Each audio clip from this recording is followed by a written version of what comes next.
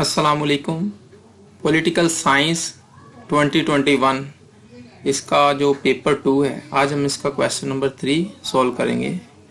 ये वाला question number 3, how does the system of checks and balances work in the US political system, explain with examples.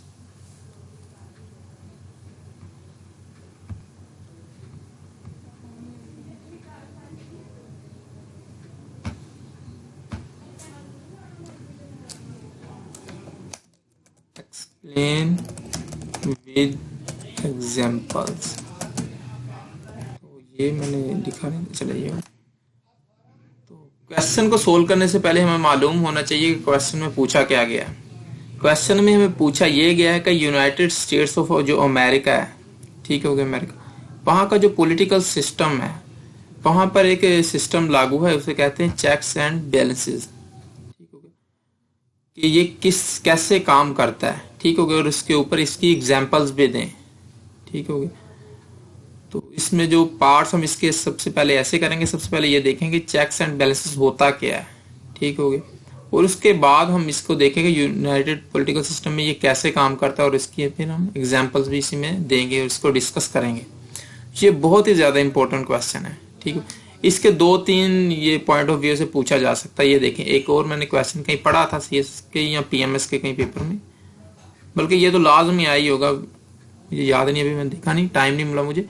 What is separation of powers and how it is different from checks and balances system. आप अगर political science के student हैं, then आपने political जो philosophers हैं उनको लाजमी study किया होगा, खास तौर पर मोंटेस्क्यू को। इधर मैंने इसका नाम भी लिखा होगा, ये देखें, मोंटेस्क्यू। इसको बोल्ड कर देता हूँ, ये बहुत इंपॉर्टेंट पर्सन है।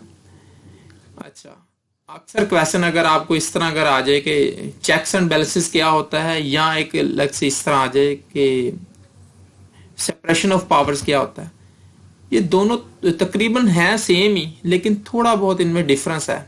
आपको इसी डिफरेंस को समझने की जरूरत है, कहीं ऐसा ना हो कि आप इन दोनों को मिक्स कर जाएं। तो इन दोनों में जो वाज़े फर्क है थोड़ा बहुत, जो तो मैं उसको आपके साथ इधर डिस्कस करूंगा, और उसके बाद हम इसको तमाम एंगल से इसको स्टडी कर लेंगे, ताकि आपको आपके कंसेप्ट क्लियर हो जाएं, और ताकि नेक्स्ट टाइम आपको इसके मुतालिक कोई भी क्वेश्चन आ जाए तो आप उसको अंडरस्टैंड कर सकेंगे। इसके अलावा जो यूनाइटेड नेशन यूएस अमेरिका जो है, वहाँ का टोटल पॉलिटिकल सिस्टम, उसकी मैं नेक्स्ट वीडियो बनाऊंगा। अभी मेरे पास तमाम वो मवाद भी तकरीबन पड़ा ही हुआ है, मैंने लिखा हुआ था, लेकिन वो मैं शायद इससे अगली वीडियो या उससे अगली वीडियो में शायद, ये उम्मीद है, उसको अपलोड कर दूंगा। तो यहाँ पर हमारा सिस्टम सिर्फ और चेक्स एंड बैलेंसेस के ऊपर है और सेपरेशन ऑफ पावर्स के ऊपर है।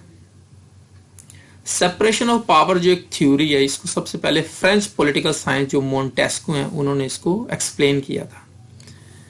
इसको अंडरस्टैंड करने के लिए आपको लाजमी पॉलिटिकल फिलोसफर, अगर आप पॉलिटिकल साइंस के लाजमी बात स्टूडेंट हैं, तो आप मेरी पिछली वीडियोस में देख सकते हैं कि जो मुख्तलिफ जो साइंटिस्ट हैं, पॉलिटिकल साइंटिस्ट, किस तरह उन्होंने अपनी वो जो फिलोसफीज थ्योरीज दी। तो उसके लिए आप पिछली इसी चैनल पर बाकी वीडियोस देख सकते हैं। इसमें अरस्तु है, प्लेटो है, ये जॉन मिल है, स्टुअर्ट मिल है, और इस तरह बाकी जो हैं मार्क्स वगैरह, मोंटेस्क्यू, ये सारे उन्हीं में हैं। तो उनमें मोंटेस्क्यू जो है, उन्होंने एक डिफरेंट जो थ्योरी पेश की। उन्होंने कहा कि तमाम जो इंस्टीट्यूट्स हैं, मेजर जो 3 इंस्टीट्यूट्स हैं, एग्जेक्टिव, जुडिशरी एंड लेजिस्लेटिव, उन्होंने कहा इन तीनों को अलग अलग होना चाहिए, और किसी इदारे की दूसरे इदारे में जो इंटरफेरेंस को बिल्कुल खत्म कर देना चाहिए। तो इस तरह बेसिकली ये वजूद में आया सिस्टम सेपरेशन ऑफ पावर्स, क्योंकि इससे पहले ये सिस्टम बाकायदा कहीं पर भी नहीं था। तो मोंटेस्क्यू ने इस थ्योरी को पेश किया था, ये बहुत ज्यादा पॉपुलर हुई। मोंटेस्क्यू ये ऐसे पर्सन है, जब अमेरिका ने ब्रिटिश से आज़ादी हासिल की थी, तो उनके जो 2-4 फाउंडिंग फादर्स जो थे, जो बहुत ज्यादा फेमस पर्सन थे, उनमें से मोंटेस्क्यू भी एक था। तो मोंटेस्क्यू ये जो थ्योरी है, उन्होंने अमेरिकन जो कॉन्स्टिट्यूशन में इसको फिट कर दिया, यानी कि इसको लाजिम कर दिया और इसको इम्प्लीमेंट कर दिया अमेरिकन सिस्टम में। तो आज तक अमेरिका सिस्टम इसी को फॉलो कर रहा है, सेपरेशन ऑफ पावर्स को। तो इसके बाद क्या आता है, उसके बाद सॉरी चेक्स एंड बैलेंसेस आता है, ठीक होगी। तो इससे पहले फिर मैं आपको दोबारा इस सेपरेशन ऑफ पावर्स को काफी ज्यादा अच्छे तरीके से इधर मैंने explain. As we know every government consist upon 3 branches, legislative, executive and judiciary in a government. जैसा कि आप जानते हैं कि हर किस्म की जो भी गवर्नमेंट हो पूरी दुनिया में, आज कोई भी मुल्क हो, उसमें 3 इदारे होते हैं खासतौर पर। एक इदारा क्या, वहाँ की एग्जीक्यूटिव को कंट्रोल होता है, यानी कि इंतजामिया होती है, ठीक। इंतजामिया में आपके इलाके का जिस तरह डीसी हो गया, पुलिस हो गई, ये तमाम ये इंतजामिया में आते हैं, ठीक हो। और इस तरह जुडिशरी होती है, अदलिया, ठीक है, वो अदालत का काम करती है। और लेजिस्लेशन जो कानून बनाती है, जिसके ऊपर पूरे मुल्क का निज़ाम उन्हीं पुलिस को फॉलो करते हुए चलता है। ये 3 इदारे होते हैं, जो मर्जी मुल्क हो, जो मर्जी उसमें निज़ाम हो, वहाँ पर डेमोक्रेसी हो, वहाँ पर मोनार्की हो, या वहाँ पर सोशलिज्म हो, जो मर्जी हो, ये 3 इदारे लाजमी होते हैं। According to theory of separation of powers, every branch should separate from other 2 branches and should be free from their interference. It prevents the concentration of powers in one branch or the dictatorship one branch of others. This theory provides the base for the checks and balances theory. ठीक हो गया। ये checks and balances की theory जो है, इसको ये base इधर से प्रोवाइड होती है। सबसे पहले सेपरेशन ऑफ पावर्स की थ्योरी आई थी, उसमें ये था कि तीनों ब्रांचों को लहदा कर दिया गया, उनकी आपस में इंटरवेंशन को, इंटरफेरेंस वगैरह को खत्म कर दिया गया। वो इसलिए कि कोई एक अदारा इतना स्ट्रॉन्ग इंस्टीट्यूशन इतनी स्ट्रॉन्ग ना हो जाए, कोई एक ब्रांच, कि वो दूसरे को डिक्टेट कर सके। चेक्स एंड बैलेंसेस क्या है, अब दोनों में डिफरेंस आपको इजीली समझ लग जाएगा। According to checks and balances system principle, every branch have the power to limit the power and influence of the other 2 branches. This introduces balance among 3 branches of the government and prevents the hegemony of the one branch over other. Separation power तो ये है कि तमाम इदारों को आपने अलग अलग कर दिया, यहाँ तक सेपरेशन ऑफ पावर की थ्योरी खत्म हो जाती है। मतलब मेरा मकसद, वहां पर उसका मकसद खत्म हो जाता है, उसने बस 3 इदारों को अलग करना होता है। अब तीनों अदारे जो सॉरी ब्रांचेज हैं, वो अपनी लिमिट्स में रहते हुए कैसे काम करें, ठीक हो गया। अगर वो कोई इलीगल वे यूज करते हैं या अकॉर्डिंग टू द लॉ वो काम नहीं करते, ठीक, या अपनी हद से तजावज करते हैं, तो उनको कैसे रोका जाएगा। उसके लिए बाकायदा उन्होंने उसमें कोई लिमिट्स लगाई, तो उसको कहा जाता है चेक्स एंड बैलेंसेस। हर इदारा सॉरी हर ब्रांच दूसरी 2 ब्रांचों को कंट्रोल करती है, उसको ऊपर चेक रखती है, ठीक है, उसकी पावर को बैलेंस रखती है, ताकि वो ज्यादा हेजेमनी ना इख्तियार कर ले, ज्यादा पावरफुल ना हो जाए, ठीक हो गया। मैं दोबारा बताता हूँ, separation of powers means to put every branch into its limits and separate from other 2 branches. और चेक्स एंड बैलेंसेस क्या है, चेक एंड बैलेंस का मतलब है कि हर ब्रांच को उसकी लिमिट तक रखने के लिए बाकी दूसरी ब्रांचों को कोई अमल दखल करना या उनके पास कोई इख्तियार होना, ताकि वो तीसरी एक ब्रांच की जो कंट्रोल कर सके जब वो अपनी हद से बाहर जाने की कोशिश करें या ज्यादा पावरफुल होने की कोशिश करें। तो अब हम ये देखें how the checks and balances work in the US, जी कैसे काम करता है यूएस में, अमेरिका में। तो उसके लिए अब हम बताते हैं। ये देखें 3 ब्रांचें ये हैं, लेजिस्लेशन है, एग्जीक्यूटिव ब्रांच है, जुडिशरी है, ठीक है। लेजिस्लेटिव ब्रांच क्या होती है, जो कांग्रेस पार्लियामेंट होती है, ठीक है, जो अवामी नुमाइंदे एक पार्लियामेंट में बैठकर कानून बनाते हैं, उनको कहा जाता है लेजिस्लेचर्स होते हैं वो हमारे, और लेजिस्लेशन करते हैं यानी कि कानून बनाते हैं और कोई ना कोई लॉ पास करते हैं, एक्ट पास करते हैं। कैन इम्पीच प्रेसिडेंट, अच्छा इसके पास कौन कौन से इख्तियारात होते हैं जिससे वो दूसरे दोनों को एक कंट्रोल में ला सकते हैं। अच्छा ये तो होगी लेजिस्लेशन, इसने किन 2 इदारों को कंट्रोल करना है, एग्जीक्यूटिव को और जुडिशरी को। ये अच्छा कैन ये प्रेसिडेंट को इम्पीच कर सकते हैं, अगर प्रेसिडेंट कोई इलीगल एक्टिविटी करते हैं या कोई ऐसा काम करते हैं जो मुल्क की कवानीन के खिलाफ है या मुल्क की सलामती के खिलाफ है, तो इस तरह ये प्रेसिडेंट को कंट्रोल करती है, एग्जीक्यूटिव को, क्योंकि प्रेसिडेंट एग्जीक्यूटिव का हेड होता है। सिविल ऑफिसर्स एंड जजेस फॉर देयर मिसकंडक्ट, इसके अलावा ये सिविल ऑफिसर जो बड़े बड़े हों, ठीक हो, जितने मर्जी बड़े ऑफिसर हों, और इसके अलावा जजेस जो बड़े जजेस हैं, ठीक है, जो सुप्रीम कोर्ट के हो जाएं या हाई कोर्ट के जो मर्जी, ये इनको भी इम्पीच कर सकती है, यानी कि उनमें ओहदे से फारग तक कर सकती है। इस तरह ये जुडिशरी को भी कंट्रोल करते हैं। अप्रूव्स द अपॉइंटमेंट ऑफ जजेस, जजेस की फाइनल सिलेक्शन वो भी लेजिस्लेटिव ने करनी होती है। लेजिस्लेटिव में खास तौर पर सेनेट की अप्रूवल के बगैर प्रेसिडेंट उनको अपॉइंट नहीं कर सकता। ठीक है, इस तरह कांग्रेस जुडिशरी को एक और तरीके से भी कंट्रोल करती है। दो वजह होगी, एक तो उनको इम्पीच कर सकती है, सेकंड उनकी फाइनल अपॉइंटमेंट के ऊपर वो अपना सेंट देते हैं। Gives approval to the treaties, meetings and appointments of the president. President यानी कि एग्जेक्टिव जो हेड होता है अमेरिका का, वो कोई भी ट्रीटी करता है, फॉरेन रिलेशंस के साथ उसने कोई मीटिंग करनी है या कोई अप्रूवल देनी है या किसी किस्म का भी मुआहदा करना है, तो उसके लिए भी उसको सेनेट का अप्रूवल चाहिए। ठीक है, जब तक सेनेट की मर्जी नहीं होगी उसको कहा जाता है सेनेटोरियल, अभी मेरे माइंड में नहीं आ रहा है, अच्छा मैं बाद में डिस्कस कर दूं। अच्छा, तो जब तक सेनेट की मर्जी नहीं होगी तो तब तक कोई भी अपॉइंटमेंट, कोई भी मुआहदा नहीं हो सकता। तो उसको कहा जाता है सेनेटोरियल कॉर्टेसी। मैं तो लिख देता हूं ताकि आपके माइंड में रहे। अक्सर पूछ सकते हैं आपसे सेनेटोरियल कॉर्टेसी क्या होती है। सेनेटोरियल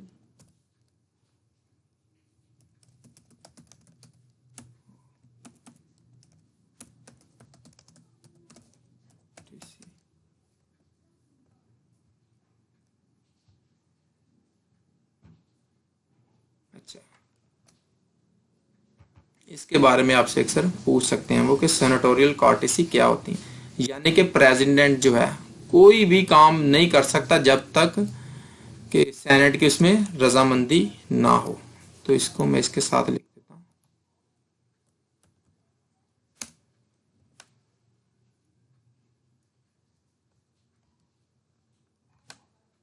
ठीक हो गया। अच्छा, उसके अलावा एक मजे वाली बात है, अगर प्रेसिडेंट किसी लॉ को या किसी एक्ट को वीटो कर देता है, ठीक हो गया, यानी कि उसको पास नहीं करता, सिग्नेचर नहीं करता, तो एग्जेक्टिव के पास इख्तियार होता है, सॉरी सेनेट के पास इख्तियार होता है कि वो 2/3 मेजोरिटी के साथ दोनों हाउसेस में उसी बिल को दोबारा रजामंदी के साथ दोनों हाउसेस की, यानी कि उसमें सेनेट आ जाएगा और पार्लियामेंट आ जाएगा, तो इस तरह वो उसको दोबारा पास करवा सकते हैं। ठीक हो गया। कांग्रेस में कौन कौन सी आती हैं, एक सेनेट आ जाता है और एक आ जाता है इनका लोअर हाउस। अच्छा, एग्जेक्टिव की अब बात पे आते हैं, इसके पास कौन कौन सी इख्तियारात हैं कि वो दूसरे दोनों इदारों को कंट्रोल कर सकता है। Can V two a bill, president क्या कर सकता है, किसी भी बिल को जो कि लेजिस्लेटिव बनाती है उसको वीटू कर सकता है। हम मानते हैं कि वो सेनेट के पास इख्तियार होता है कि दो, या इसके पास लेजिस्लेशन कांग्रेस के पास इख्तियार होता है कि 2/3 मेजोरिटी के पास दोबारा उस लॉ को या उस एक्ट को या उस बिल को दोबारा से पास करवा सकते हैं, मगर ये इतना आसान नहीं होता, क्योंकि जो प्रेसिडेंट की जो है उसकी पार्टी के पर्सन उधर कांग्रेस में मौजूद होते हैं, सेनेट में मौजूद होते हैं, तो इस तरह इनकी आपस में कोई बाहमी मुशावरत भी हो सकती है। ठीक हो, ये किसी बिल को अगर वीटो कर देता तो अक्सर चांस होते हैं कि वो दोबारा बिल ना पास हो। ठीक हो, मगर अगर उसकी पार्टी के पर्सन भी उसके अगेंस्ट हो जाएं या वो अगर उनकी मर्जी भी शामिल हो तो फिर वो आसानी से हो सकता है, अदरवाइज नहीं। अच्छा, ये इसके पास इख्तियार है काफी बड़ा। और उसके अलावा अपॉइंट सुप्रीम कोर्ट जजेस। ठीक हो गया, लेजिस्लेटर को कंट्रोल कर सकता है वीटो के थ्रू, और जजेस को कंट्रोल कर सकता है कि ये इसकी जजेस की अपॉइंटमेंट यही करता है।